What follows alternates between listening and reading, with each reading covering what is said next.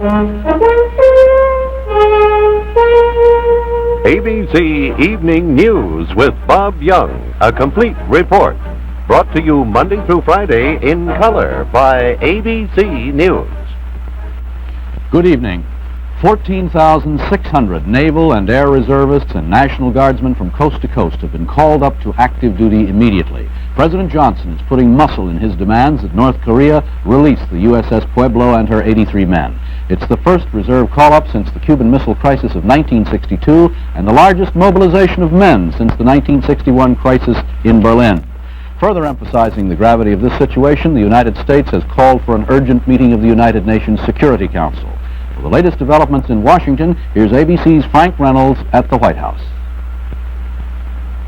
The two major White House moves today, the call-up of more than 14,000 reservists and the decision to request an urgent session of the UN Security Council, are in the classic tradition of President Johnson's approach to most problems. On the one hand, he demonstrates his determination to be tough if necessary, and on the other, his willingness to settle the dispute around a conference table if possible. Although it must be said there is no great confidence here that the UN will be able to solve the crisis. The Russians certainly have not been helpful in this matter, and they, of course, will be able to veto any Security Council resolution. Nevertheless, it was necessary to appeal to the UN, if only to show that no avenue of diplomacy has been ignored. The White House is choosing its words on the Korean situation very carefully.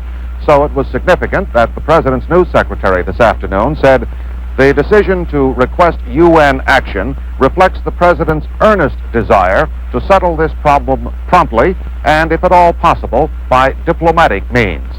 Now, that sentence contains the clear implication that if diplomatic means do not prove successful, other action will be taken. This morning's order to activate certain reserve units was necessary, not only as a show of firmness, but to provide needed strength.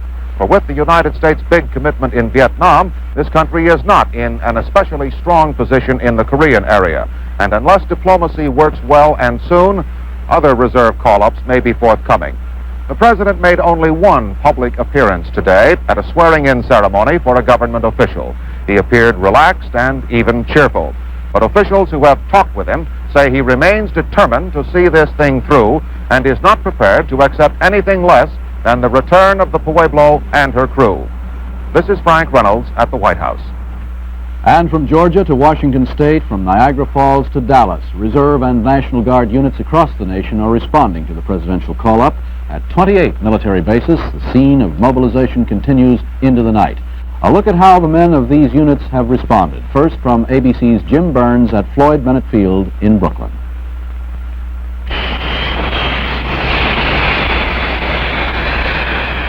Naval Reserve pilots of Crack Squadron 831 fly one of America's finest attack bombers, the Skyhawk.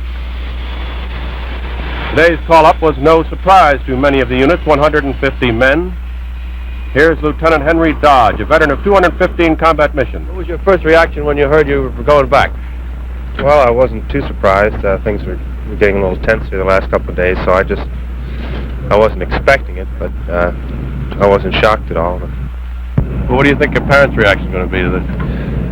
Well, I don't know. They just got over having me overseas 3 times. I don't know if we'll be going overseas again, but I'm sure they'll go right along with it, take it in stride. The squadron is due to report here at Floyd Bennett Field at midnight tomorrow. And now across the continent for a report from ABC's Pierce Anderton near San Francisco.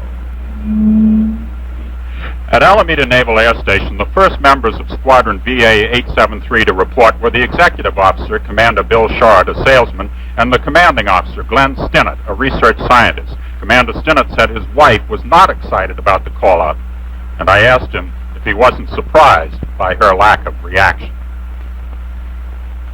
Well, frankly, I'm not, because I've been married for 2 weeks when we first got notified that we were going to be sent to Korea. So this is not the first time it's happened to her. And I think my exec Bill Sharp put that very well a few moments ago when he said that the Navy wives are a different breed.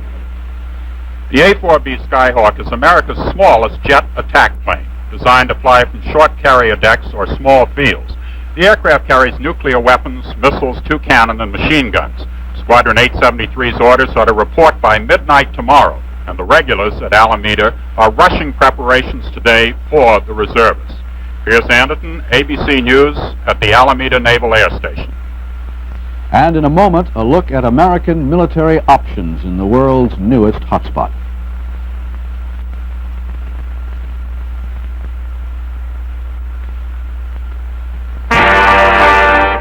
This is ABC, where Thursday night looks like this. With fun for the young and the young at heart, Batman, starring that fearsome threesome, Batman, Robin, and their new crime-fighting cohort, Batgirl. Next, there's the Flying Nun, who uses her unusual talent by rescuing kittens and castaways. Then Bewitched, with its fascinating females who can always disappear. Well, almost always. Mother, you have a pooped popper. After that, it's time for That Girl, the story of a girl determined to captivate New York. And the big city doesn't mind a bit. And with the drama of Peyton Place, the gripping stories of the people in this small town take on new interest through continuing changes. That's how it is, Thursday night, all in color on ABC.